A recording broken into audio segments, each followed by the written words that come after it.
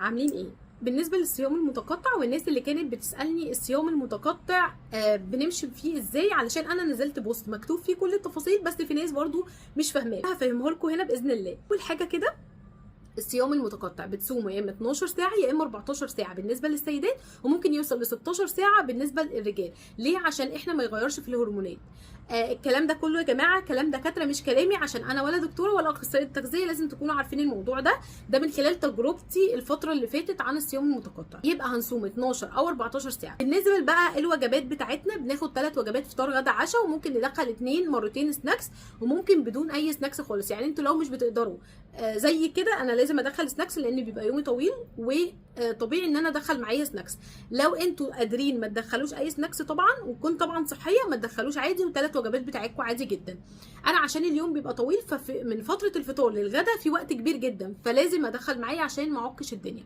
طيب السناكس بقى بتبقى عباره عن ايه؟ اي سناكس صحيه، تمر بالمكسرات مثلا، بسكوت شوفان تكون صحيه بدون سكر، اي بسكوت بدون سكر، ممكن شويه فشار. هو السناكس ده فيديو لوحده، تمام؟ هنعمل فيديو لوحده بيه باذن الله لو انتوا عايزين. بالنسبه بقى الفطار والغدا والعشاء، اهم حاجه يا جماعه البروتين. البروتين مهم جدا جدا جدا واساسي معانا في الاكل الصحي بتاعنا. البروتين هو اللي بيشبع، هو اللي بيدينا بيبني عضلات ونفقد دهون.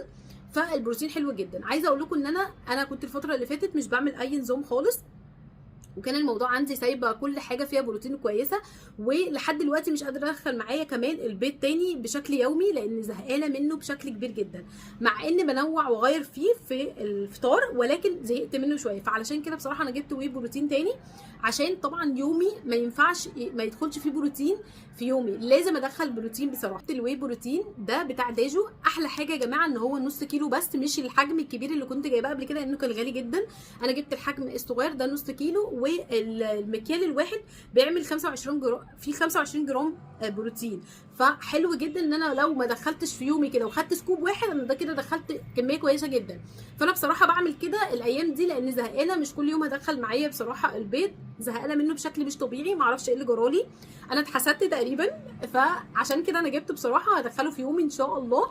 ده يا جماعه بيخليكم ان انتوا تقدروا تكملوا اليوم. انا عايزه اقول لكم والله العظيم، والله عملت امبارح شوفان وحطيت عليه، مش هقول لكم نص سكوب، كمان معلقتين بس، معلقتين بس. ما قدرتش اكمل، اقسم بالله ما قدرتش اكمل. الشوفان لسه موجود عندي في الثلاجه، يعني كان شوفان بالشوكولاته وحطيت عليه سكوب معلقتين سوري، ما قدرتش اكمله حرفيا.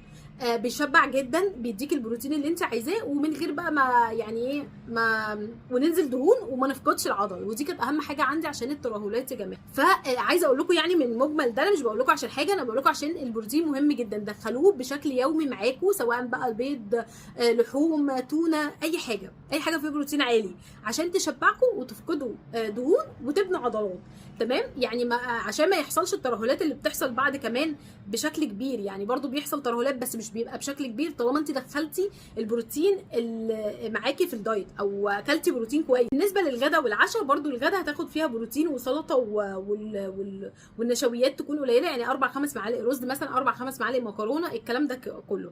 فريك بزود شويه بخليهم 6، رز بسمتي ممكن اخلي 6. بالنسبه بقى العشاء بقى انا بصراحه ياخد فاكهه، يعني واحده فاكهه كده وكوبايه زبادي، او كوبايه زبادي بس عليها مثلا معلقه من سبريد التمر، معلقه 3 تمرات صغيرين عليهم، جرانولا. احنا طبعا عاملين جرانولا وخطيره يا جماعه، بس مش بنكتر منها، معلقه او معلقتين في اليوم كله علشان ما تزودش الوزن. بس هي مفيده جدا جدا، فيها مكسرات، فيها زبيب، فيها حاجات حلوه جدا، بس مش بناخد منها كميه كبيره لو احنا بنكسل. لو احنا بنتخن هناخد منها بكميه مفتوحه جدا. بس كده هو ده اللي انا بعمله في الصيام المتقطع، تمام؟ عايزه اقول لكم ان كل كام يوم تغيروا، يعني انتوا مثلا اليوم ده صمتوا 12 ساعه، خلوها المره اللي بعدها او بعد يومين 3 14 ساعه. يوم انتوا اجازه مثلا، لخبطوا المواعيد، او انتوا مثلا قاعدين في البيت لخبطي المواعيد شويه. يعني مثلا انت نمتي بصوا بقى عشان الناس اللي كمان بتسال في الموضوع ده، انت مثلا قفلتي يومك الساعه 8 الصبح، 8 بالليل، 8 الصبح، يبقى كده انت 12 ساعه، الساعه 10 يبقى كده 14 ساعه. كده متفقين؟ عشان بس ايه الناس تكون فاهمه الموضوع ده، عشان الناس بتسال في الموضوع ده كتير جدا.